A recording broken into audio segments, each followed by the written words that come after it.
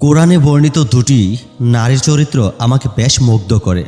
তাদের একজন হলেন সেই কন্যা যার সাথে মাদিয়ানে মুসা আলাইহিসসালামের সাক্ষাৎ হয়, এর পরবর্তীতে তাদের বিয়েও হয়। কন্যাদ্বয়ের সাথে মুসা আলাইহিসসালামের সাক্ষাৎটা বেশ কাকতালীয়। তাদের সাক্ষাতের সেই বর্ণনা সূরা কাসারের মধ্যেই আল্লাহ সুবহানাহু ওয়া তাআলা আমাদের বিস্তারিত জানিয়েছেন। এক অনাকাঙ্ক্ষিত ঘটনার জেরে মুসা আলাইহিসসালামকে মাতৃভূমি ছেড়ে মাদিয়ানে পালিয়ে আসতে হয়। মাদিয়ানে এসে একটা গাছের নিচে বসে তিনি বিশ্রাম নিচ্ছিলেন। একটু পর দেখতে পেলেন অদূরে একটা কূপ থেকে কতিপয় লোক পানি উঠাচ্ছে আর তাদের দরকারি কাজ সেরে নিচ্ছে। তিনি আরও দেখলেন কূপ থেকে একটু দূরে দুটো মেয়ে তাদের বকরিগুলোকে নিয়ে খুব জড়সড় হয়ে দাঁড়িয়ে আছে, কূপের দিকে এগুচ্ছে না। কৌতূহলী হয়ে মুসা আলাইহিসসালাম তাদের জিজ্ঞেস করে বসলেন কেন তারা তাদের বকরিকে পানি পান করাতে কূপের নিকট যাচ্ছে না। মুসা আলাইহিসসালামের প্রশ্নের জবাবে মেয়েরা যা উত্তর দিয়েছিল তা কোরআনে আল্লাহ সুবহানাহু ওয়া তাআলা স্থান দিয়েছেন।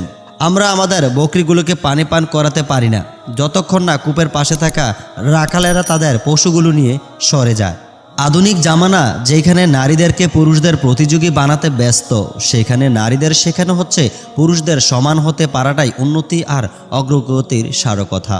সেখানে কোরআন এমন দুটো মেয়েকে মঞ্চে উপস্থাপন করছে যারা কূপের দিকে পা বাড়াচ্ছে না কেবল এই কারণে যে সেখানে পুরুষদের আনাগোনা আছে। কেন পুরুষদের দেখে নারীদ্বয় সেই দিন কূপের নিকটবর্তী হওয়া থেকে বিরত ছিল? কারণ ওই পুরুষেরা তাদের বাবাও নয়, ভাই নয়, নয় মাহারাম। এমত অবস্থায় একদল পুরুষের মাঝে দুটো নারীর উপস্থিতি ঘটলে সেখানে যে ফিতনা তৈরি হওয়ার আশঙ্কা ছিল সেটাকে ভয় করেছিল তারা। নারী এবং পুরুষের অবাধ মেলামেশা ফিতনা আজকে নতুন করে তৈরি হচ্ছে না, এটা মানব জন্মের সূচনালগ্ন থেকেই সমাজে বিদ্যমান। দুজন নারী পুরুষ পরস্পরের প্রতি আকর্ষিত হবে, পাশাপাশি থাকলে তাদের ভাবনার ডালপালা গজাবে, এটা খুব স্বাভাবিক ব্যাপার। কিন্তু এই স্বাভাবিক ব্যাপারটা জীবনের স্বাভাবিকতার জন্য কোনোভাবেই স্বাভাবিক নয়। এভাবে যদি চলতে দেওয়া হয় সমাজ থেকে বিলুপ্ত হবে নৈতিকতা, ব্যভিচারে ভরে যাবে সমাজ আর রাষ্ট্র। যে সমাজ এমন স্বাভাবিকতাকে প্রশ্রয় দেয় সেই সমাজ দিন শেষে আবর্জনা, জঞ্জাল, বই আর কিচ্ছু নয়। ঠিক এই কারণে ইসলাম বিবাহের বিধান রেখেছে, তবে এটুকু করে ইসলাম দায় সারেনি। নারী পুরুষের অবাধ মেলামেশাকেও করেছে অনুৎসাহিত। নারী এবং পুরুষ উভয়ের জন্য সীমানা নির্ধারণ করেছে যে কোনো নারী আর পুরুষের সামনে সে আসতে পারবে আর কার সামনে সে যেতে পারবে না।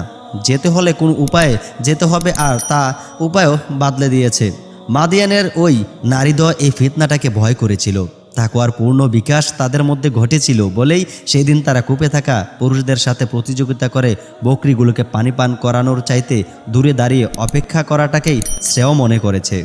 মেয়েদের গল্পটা সেখানে সমাপ্তি ঘটেনি।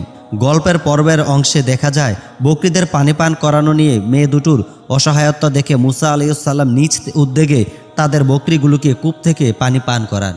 পানি পান করানো হলে সেগুলোকে মেয়েদের কাছে এনে ফেরত দেন এবং এরপর মেয়েরা বকরিগুলোকে নিয়ে ঘরে ফিরে যায়। খানিক বাদে মেয়েদের একজন পুনরায় মুসা আলাইহিসসালামের কাছে ফেরত আসে। মেয়ে দুটোর একজনের ফিরে আসার বর্ণনাটাও আল্লাহ সুবহানাহু ওয়া তাআলা কোরআনে তুলে ধরেছেন।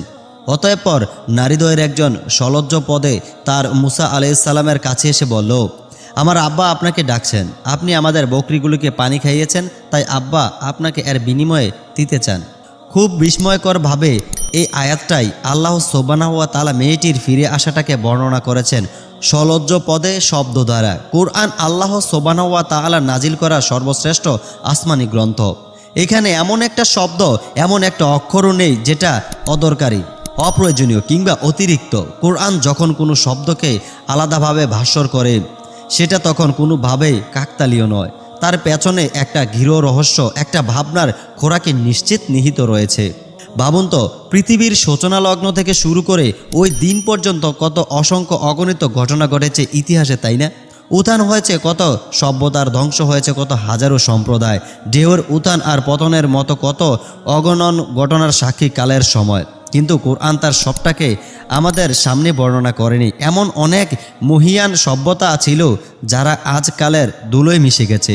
এমন কত তেজস্বী বীরপুরুষ বর্তমানে ছিল যারা ঘোড়া নিয়ে যখন ছুটত তখন আকাশ বাতাস ধুলোতে মাখামাখি হয়ে যেত।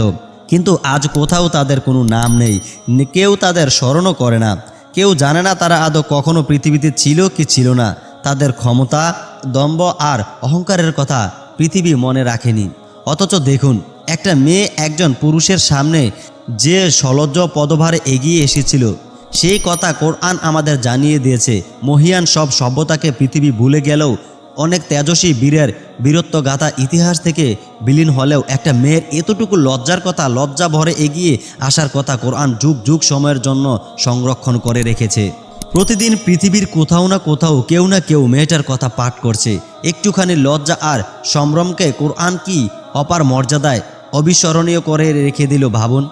আমাদের বোনেরা যারা আল্লাহর বিধান পর্দাকে ভালোবেসে গ্রহণ করেছেন, যারা পরপুরুষের দৃষ্টি হতে, তাদের সংস্রব হতে নিজেদের বিরত রেখেছেন, অতিশয় দরকার আর প্রয়োজন ব্যতীত যারা পরপুরুষের সাথে কথা বলেন না, বলতে হলেও যারা শরিয়ার সীমারেখার মধ্যে থেকেই নিজের আবরুকে হেফাজত করে কথা বলেন, তাদের জন্য সুসংবাদ।